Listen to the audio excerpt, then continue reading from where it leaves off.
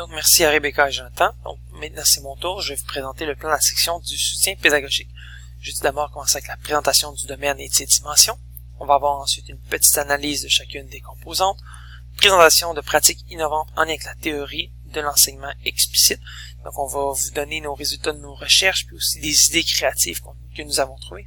Et nous allons terminer par l'évaluation de l'enseignant et des références bibliographiques. Les 5 dimensions qui seront évaluées sont l'approche, la compréhension de la matière, l'analyse et résolution, rétroaction et dialogue. Je vous rappelle notre code de couleur. Donc, rouge, c'est des éléments plutôt négatifs. Jaune, c'est des éléments que l'enseignant maîtrise à moitié. Et vert, ça a des éléments que l'enseignant maîtrise beaucoup. Donc, ça va être une évaluation très critique ici au niveau du soutien pédagogique. Qu'on se rappelle, le soutien pédagogique, on s'intéresse à comment l'élève construit ses connaissances, comment il emmagasine. Donc, vraiment, on va évaluer est-ce que la présentation est bien faite du cours par l'enseignant. On va s'intéresser à la zone de développement proximal, au concept quotidien versus scientifique et à la médiation sociale. Donc, c'est ça qui sera évalué au cours des prochaines diapositives. Donc, on va voir rapidement dès le début que le plan de la rencontre est flou et non structuré, ce qui n'aide pas les jeunes à comprendre c'est quoi les objectifs qui s'en viennent. D'ailleurs, les jeunes retiennent plus que le projecteur ne fonctionnera pas. Ils doivent ouvrir leur cahier comme tout bon étudiant et trouver la bonne page. Ensuite, c'est vrai qu'il va faire des retours avec ce qui a été vu. Il va poser des questions surtout sur d'où viennent les vivants. Donc, il va challenger les jeunes à se rappeler de ce qu'ils ont vécu. Mais par contre, les jeunes, oui, participent un petit peu, mais rapidement vont tomber dans les singeries, ce qui pour nous témoigne d'un manque de respect face à leur enseignant. Donc ici à droite, vous pouvez voir sur quel thème que nous nous sommes basés pour donner des notes critiques. Sachez qu'il y a des idées afin que notre enseignant s'améliore. Bon, on parle d'une création d'une routine, surtout pour l'annonce des objectifs du cours, permettrait vraiment une meilleure écoute de la part des jeunes. Il pourrait, au niveau de la facilitation des apprentissages, il devrait plus valoriser les relations sociales positives avec les élèves, plutôt que de faire un enseignement coercitif. La majorité du temps, lorsqu'il va poser une question, c'est des questions dirigées et fermées. Donc, s'ils étaient plus ouvertes, ça permettrait vraiment aux jeunes, à lui-même, de vérifier si les jeunes ont appris. Et finalement, s'il augmentait la difficulté de la tâche, diminuer la partie magistrale. On parle d'une partie magistrale qui devrait être idéalement l'âge des jeunes plus 2 minutes maximum. Mais ça, on pense que ça viendrait vraiment faire participer les jeunes durant toutes les phases d'enseignement. Au niveau de la compréhension de la matière, les exemples qu'il va donner, l'arbre de la vie versus l'arbre évolutif, il va comparer l'évolution à un arbre, mais l'image n'est pas maîtrisée par les jeunes. Puis ça fait en sorte que ils semblent être plus confus qu'à l'écoute. C'est vrai qu'à par moment, il va parler des vertébrés et d'invertébrés. Puis ça, il va faire un retour sur le sujet antérieur. Il serait intéressant que ce soit les jeunes qui le formulent plutôt que lui-même. Puisque lorsque l'enseignant donne des informations, par moment, on le voit même dans le deuxième vidéo, elles sont confuses, elles sont mal formulées. Il va parler de viviparité, de viviparité, et il va redire encore une fois viviparité, sans toutefois que les jeunes l'interrompent ou le corrigent. Donc on voit ici un peu un manque d'écoute de la part des jeunes, mais surtout un manque de connaissance des enseignements qui sont supposés être acquis. Au moins, ce qui est bon, c'est qu'il va venir chercher aussi des opportunités pour la pratique, les mettre en équipe de 2. Donc, il va couper son enseignement magistral, puis ça va lui permettre de pouvoir se promener, puis de pouvoir s'assurer que les jeunes ont bien compris le sujet. Donc, afin d'augmenter la compréhension de la matière par la part des jeunes, on recommanderait à l'enseignant de vraiment bien préparer son arbre. Donc, son dessin soit déjà fait, soit sur le projecteur, mais si ce n'est pas fait sur le projecteur, au moins que les jeunes reçoivent une feuille ou qu'ils le fassent au tableau et qu'ils posent la question aux jeunes de savoir où est-ce qu'ils mettraient les différents éléments, donc les oiseaux, les humains, les fleurs par exemple, donc pour réunir tous les vivants sous un même arbre.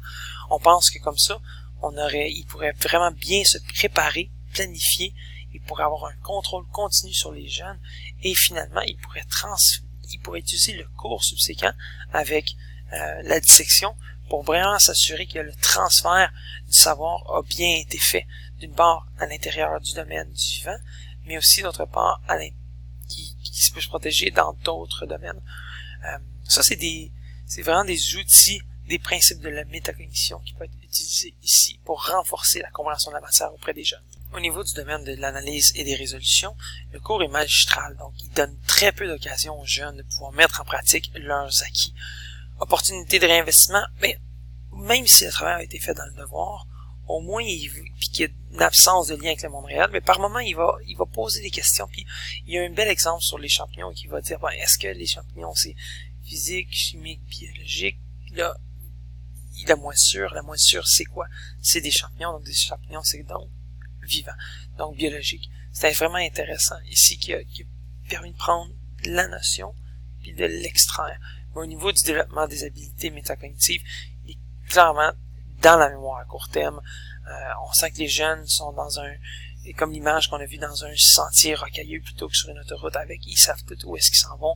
C'est pas normal qu'on se demande si c'est physique, chimique ou biologique si on connaît ces notions-là à la base. Donc un travail peut être ici fait. Donc nous croyons ici que l'enseignant aurait pu agir beaucoup plus en tant que médiateur, orienter l'activité mentale du sujet. On parle d'ajuster le niveau de difficulté des tâches, on parle de maintenir l'attention, mais surtout encourager les enfants à s'exprimer sur leur stratégie. Au niveau de la rétroaction, il va le faire beaucoup plus lors des phases où que les jeunes vont travailler en équipe. Il va le faire individuellement, et lorsqu'il va vouloir, il va souhaiter avoir l'écoute de tous les jeunes, mais sans toutefois préciser pourquoi il veut l'écoute. Donc donc faire une petite mise en situation, et ensuite dire la résolution. Je pense que ce serait très pertinent pour lui. L'étayage va prendre le temps de décortiquer le mot arthropode. Donc ici, c'était vraiment intéressant. Il amène la réflexion des jeunes. Il stimule la réussite et ça a été très, très bien exécuté. Il devrait même en faire un petit peu plus. Encouragement et renforcement. Il félicite les jeunes pour ses efforts. Puis, il y a un petit peu une absence de devoir si le travail est terminé. Au niveau des rétractions, il pourrait, à partir à mi-chemin que les jeunes font les exercices, arrêter la classe et poser des questions, proposer aux jeunes des liens cognitifs entre l'arbre qu'il a dessiné au préalable et les exercices. Donc, ça lui permettrait d'évaluer où est-ce qu'ils sont rendus, les jeunes. Féliciter aussi les jeunes plus fréquemment, mais aussi construire autour des résultats de l'élève en fonction de son niveau. Donc, pas juste s'il a complété son devoir, mais bel et bien où est-ce qu'il en est rendu par rapport à sa compréhension à lui-même. Au niveau du dialogue, on va voir que il va s'amuser quelque peu avec les jeunes, mais rapidement, il est à risque de dérapage. Au niveau de la répartition du droit de parole, il va ignorer lorsque les jeunes ont la main levée. Il va le demander, mais il va l'ignorer. Il va compléter lui-même ses mots. Donc, évolution au lieu de laisser les jeunes participer. Et surtout, lorsqu'un jeune est hors de sa zone proximale de développement concernant la ligne du temps et le début de la vie, il va pas en profiter pour bâtir un sujet là-dessus, puis amener les autres jeunes à se questionner et réfléchir. De plus, la plupart de ces questions sont fermées, et lorsque les jeunes démontrent une incompréhension, il n'y a pas de suivi. Donc, c'est vraiment des opportunités de dialogue que l'enseignant manque. Donc, au cours des prochaines diapositives, on va parler de pratiques innovantes, et vous allez voir, je vais essayer de mettre l'emphase sur le dialogue, et où est-ce que des exemples où que le dialogue serait beaucoup plus ouvert et mis de l'avant. Si je reviens un peu plus tôt à mon collègue Jonathan, il a parlé de la pratique innovante de l'enseignement explicite. Donc, c'était quoi? C'était la pratique qui a pour objectif d'instruire les élèves via la démonstration. On va analyser donc 6 étapes de cette pratique-là que notre enseignant ici aurait pu utiliser et mettre de l'avant.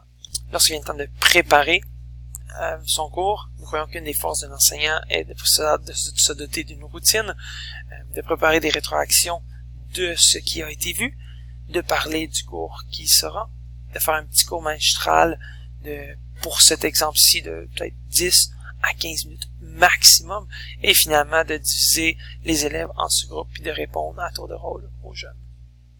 Quand on parle d'enseigner à l'ouverture de la leçon, on va remarquer que rapidement, l'enseignant, il va corriger un jeune et le sortir de la classe.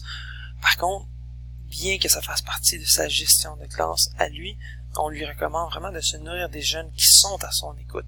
Généralement, selon certaines recherches dont par des foulologues, donc des personnes qui s'intéressent au comportement des humains dans des foules, on parle que si 5%, 10% des jeunes participent, on va être capable d'aller chercher assez de jeunes pour convaincre les autres d'être à l'écoute. Donc ici, vraiment d'intéresser la masse plutôt que de réprimander les quelques individus, pourrait grandement aider à l'écoute de la classe. Lorsqu'on parle d'enseignement explicite, on parle du modelage évidemment à l'étape 3, donc il devrait prendre le temps d'inscrire au tableau les 3 catégories. Lorsqu'on parle de biologique, chimique, physique, soulever 3 exemples et les classer et passer au vote auprès de chacun des jeunes pour les dynamiser. Donc par exemple, la moisissure qui recommande que ce soit chimique à main levée et ensuite faire une rétroaction pour tester les jeunes. Pourquoi ils ont dit que c'était chimique versus pourquoi ils ont dit que c'était biologique. Au niveau de la pratique guidée, il y a le concept de World Café qui est une pratique intéressante et nouvelle. Donc, au niveau de l'exercice du cahier, il pourrait diviser les équipes en 4. Il y a plus ou moins 12 questions, je crois. Et chacune des équipes se divise 4 questions. Exemple, l'élève A prend 4 questions, l'élève B 4 autres questions et tout ça. Lorsque c'est terminé après un certain laps de temps, ils partagent leurs résultats en nouvelles équipes. Donc, on va tous prendre les individus de chacune des équipes qui était l'individu A. On va les mettre ensemble et ils vont répondre à ces 4 questions-là, s'assurer qu'ils avaient c'est quoi leur résultat. Ensuite, on fait un retour avec l'enseignant et s'il y a des discordes, l'enseignant peut voir où est-ce que les jeunes ont bien compris la matière, où est-ce qu'ils ont à travailler. Donc, rapidement, l'enseignant voit l'ensemble de la classe où ce qu'ils sont rendus au niveau de leur compréhension et ça lui permet de faire interagir les jeunes et que chacun a l'occasion d'être un leader. Des fois, c'est ça la faiblesse lorsqu'on fait des équipes de 2 ou de 4 personnes. Au niveau de la pratique autonome, comme j'entends vous l'exprimer, compléter les devoirs via mentorat. Donc, c'est une idée qu'on avait de faire en sorte que ceux qui n'ont pas terminé le devoir se mettent avec des personnes qui ont terminé le devoir, mais que ceux-ci n'aient pas le droit à leur cahier. Donc, ça va être beaucoup plus, ils vont se challenger les jeunes à comprendre les questions, à se pousser, au lieu de faire le fameux copier-coller. Et pour terminer le tout, on a la consolidation. Donc, lors de la prochaine rencontre, l'enseignant pourra profiter de l'activité de dissection pour imager les branches de la phylogénétique vues dans le cours, afin que les élèves ont bien compris la matière. Donc, bien que nous avons énuméré plusieurs pratiques innovantes, le but n'est pas de toutes les prendre dans la même période, ce qui serait un cours beaucoup trop long, mais bien d'en utiliser certaines à chaque moment opportun. On pense que d'ailleurs, en plus de bien transmettre la matière, on parle ici de gestion de classe qui sera facilitée, de la compréhension et tout. On va vraiment parler que les compétences transversales vont également utiliser, ce qui est excellent au niveau du soutien pédagogique de l'élève.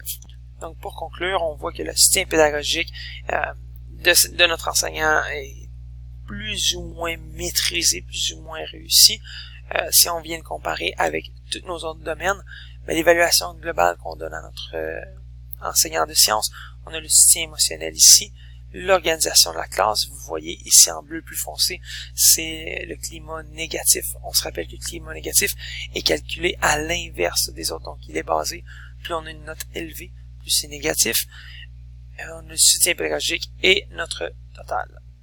Et donc, pour conclure, nous vous présentons nos références bibliographiques que nous avons utilisées au cours de notre présentation afin d'aller chercher des éléments qui seront motivants, qui seront ressourçants autant pour les jeunes que pour les enseignants, afin de faire de nos cours des situations d'apprentissage, des moments privilégiés entre un enseignant et ses élèves et de faire en sorte que tous nous grandissons au travers l'école.